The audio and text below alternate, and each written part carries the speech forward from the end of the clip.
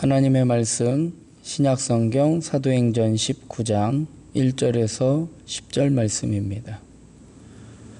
신약성경 220면 사도행전 19장 1절에서 10절 말씀 봉독하겠습니다. 아볼로가 고린도에 있을 때에 바울이 윗지방으로 다녀 에베소에 와서 어떤 제자들을 만나 이르되 너희가 믿을 때에 성령을 받았느냐? 이르되 아니라 우리는 성령이 계심도 듣지 못하였노라. 바울이 이르되 그러면 너희가 무슨 세례를 받았느냐? 대답하되 요한의 세례니라. 바울이 이르되 요한이 회개의 세례를 베풀며 백성에게 말하되 내 뒤에 오시는 이를 믿으라 하였으니 이는 곧 예수라 하거늘 그들이 듣고 주 예수의 이름으로 세례를 받으니 바울이 그들에게 안수하매 성령이 그들에게 임하심으로 방언도 하고 예언도 하니 모두 12사람쯤 되니라. 바울이 회당에 들어가 석 달 동안 담대히 하나님 나라에 관하여 강론하며 권면하되 어떤 사람들은 마음이 굳어 순종하지 않고 무리 앞에서 이 도를 비방하거늘 바울이 그들을 떠나 제자들을 따로 세우고 두란노 서원에서 날마다 강론하니라. 2해 동안 이같이 하니 아시아에 사는 자는 유대인이나 헬라인이나 다 주의 말씀을 듣더라. 아멘. 예수님을 생각나게 하는 사람이라는 제목으로 말씀 나누고 기도하도록 하겠습니다. 사도행전을 기록하고 있는 이 누가는요, 바울이 마게도냐와 아가야 지방에서 복음을 증거했던 2차 전도 여행을 통해서요, 복음이 유대인들과 로마인, 또 유대인들과 헬라인 사이에 있는 그러한 장벽을 복음을 통해서 무너지게 되고 그 복음을 통해서 모든 사람들이 구원을 얻게 되는, 그래서 이 복음의 진리가 널리 전파되었다라는 사실을 증거하고 있습니다. 이제 누가는요, 에베소를 중심으로 한 이제 바울의 3차 전도 여행에 대해서 말씀을 나누고 있습니다. 그래서 3차 전도 여행을 통해서 복음이 한 사회를 어떻게 변화시킬 수 있는지에 대해서 오늘 말씀을 통해서 좀 살펴보기를 원합니다. 바울의 3차 전도 여행의 거점은요, 바울이 2차 전도 여행을 마무리할 때에 아골라와 브리스길라를 머물게 했던 장소가 바로 에베소였습니다. 그 에베소를 거점으로 3차 전도 여행을 시작하게 됩니다. 이 에베소는요, 항구 도시로요, 아시아의 교통과 또 문화, 또 상업의 중심지였습니다. 그리고 아데미 신전이 있었던 또 이교 문화의 중심지가 바로 이 에베소였습니다. 근데 이 에베소에는요, 아볼로처럼 세례 요한의 세례만 알 뿐 예수님에 대해서는 잘 알지 못했던 그러한 사람들이 있었고요. 또 회당에서 변론을 통해서 하나님의 말씀을 듣고 바울을 무조건 배척했던 것이 아니라 바울의 말씀을 더 듣고자 좀 더 이곳에 유하라라고 권면했던 사람들이 에베소 지역에 있었습니다. 이 에베소에 도착한 바울은요, 어떤 제자를 만나게 되는데 그에게 먼저 성령을 알고 있느냐라고 물어봅니다. 그러자 그들은 성령이 누구인지, 성령에 대해서 들어본 적이 없다라고 이야기를 합니다. 그러면서 이들은 세례 요한에게서 세례를 받았고 가르침을 듣던 사람들이었음을 알게 됩니다.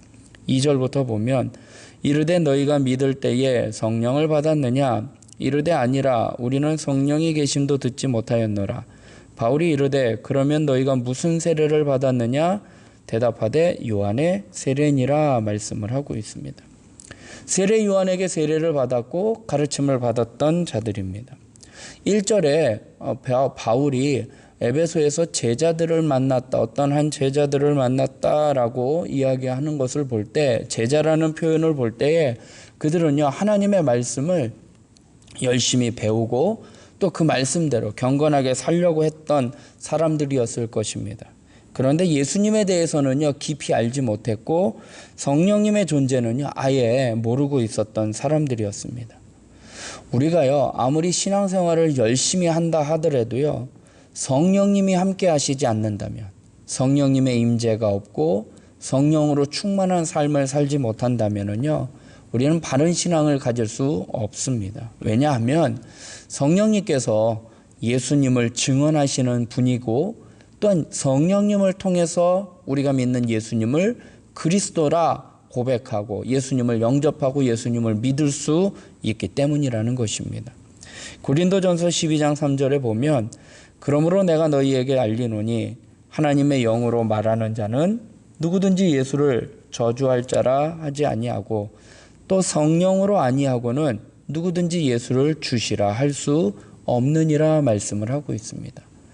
그렇기 때문에 성령님이 아니시면 우리는 예수님을 믿을 수 없는 거예요. 그리고 성령님의 충만하심이 아니면 우리가 예수님을 그리스도라 신앙 고백을 제대로 할 수 없는 것입니다.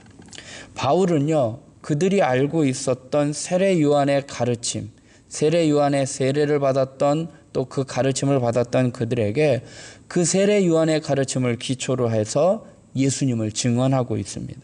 그리고 예수님의 이름으로 세례를 주고요, 또 그들에게 안수할 때에 그곳에 그들에게 성령님이 임하셨고 방언과 예언의 은사가 나타나게 됩니다.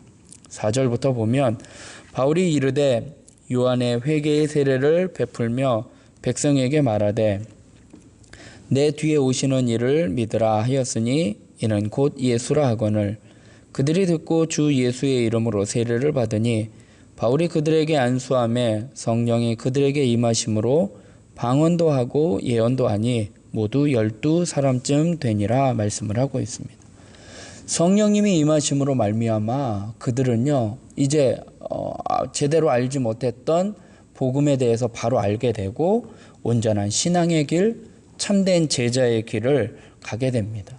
사랑하는 성도 여러분, 우리가 온전한 신앙, 참된 제자의 길을 가기 위해서는요, 성령으로 충만한 성령님의 임재와 성령님의 동행하심이 있는 그러한 삶을 살아가는 저와 여러분이 되길 주님의 이름으로 부탁드리겠습니다. 이 에베소에서 바울이요, 이전에 사역했던 방식대로요, 회당에 가서 말씀을 전하게 됩니다. 바울이요, 무려 3개월 동안 회당에서 복음을 전했지만 이 에베소 사람들의 마음은요, 완악하고 굳어져 있기에 그들이 하나님의 말씀을 잘 받아들이지 못하고 대항하고 비방함을 보게 됩니다. 8절부터 보면, 바울이 회당에 들어가 석 달 동안 담대히 하나님 나라에 관하여 강론하며 권면하되 어떤 사람들은 마음이 굳어 순종하지 않고 무리 앞에서 이 도를 비방하거늘 바울이 그들을 떠나 제자들을 따로 세우고 두란노 서원에서 날마다 강론하니라 말씀을 하고 있습니다. 바울이요, 회당에서 복음을 3개월 동안 전도했지만, 말씀을 강론했지만 그들의 마음이 굳어지고 완악해서 복음을 받아들이지 아니하게 됩니다. 그래서요, 바울은요, 회당에서 말씀을 전하는 일을 접고 예수님의 복음을 받아들이는 사람들을 중심으로 따로 분리해서 두란노 서원이라는 곳에서 제자들을 날마다 훈련시키는 것으로 사역의 방향을 전환합니다. 그래서 두란노 서원을 통해서요, 소수의 제자들을 양육하게 됩니다.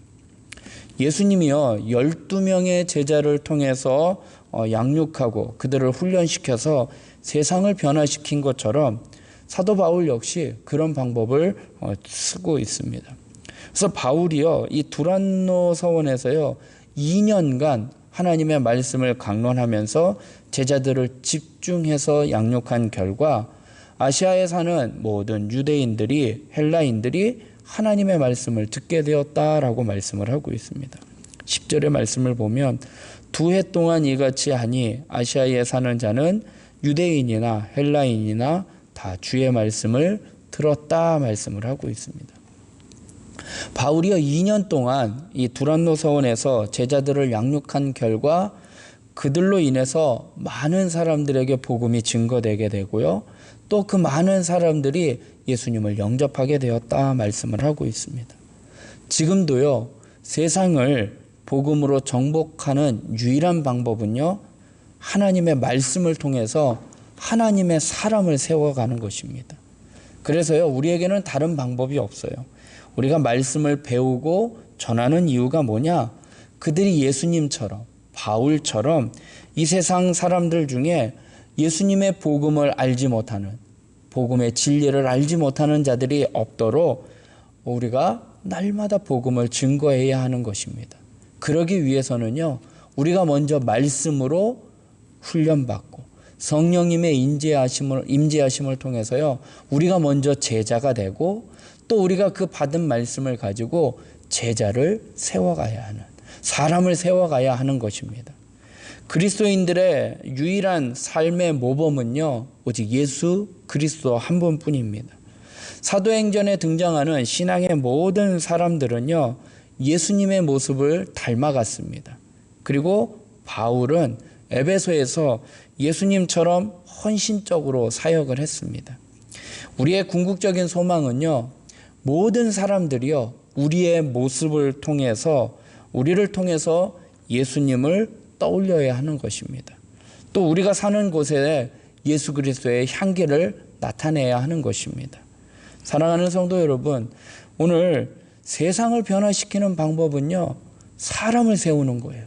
하나님의 말씀을 통해서 사람을 변화시킬 수 있습니다.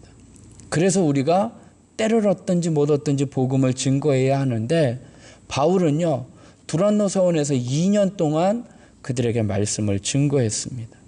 그래서 우리가 하나님의 말씀으로 먼저 충만하고 성령으로 충만해서 우리가 그리스도의 제자가 되어서 또 우리가 또 다른 사람을 세워가는, 복음으로 예수님의 제자로 세워가는 그러한 삶을 살아가는 저와 여러분이 되길 주님의 이름으로 부탁드리겠습니다. 기도하겠습니다. 사랑의 하나님, 오늘도 하루의 첫 시간 또한 한 주간의 첫날을 하나님 앞에 드립니다. 하나님, 주일부터 하루의 한 주간이 시작되었지만 우리의 일상의 삶은 오늘부터 또 시작이 됩니다. 하나님, 우리의 삶 가운데 하나님의 말씀을 통하여 변화되게 하여 주시옵소서. 아무리 신앙생활을 열심히 해도 성령님이 함께 하시지 않으면 우리는 올바른 신앙생활을 할 수 없습니다. 성령으로 충만한 삶이 되게 하여 주시옵소서. 그 성령 충만한 삶은 하나님의 말씀을 통해서입니다.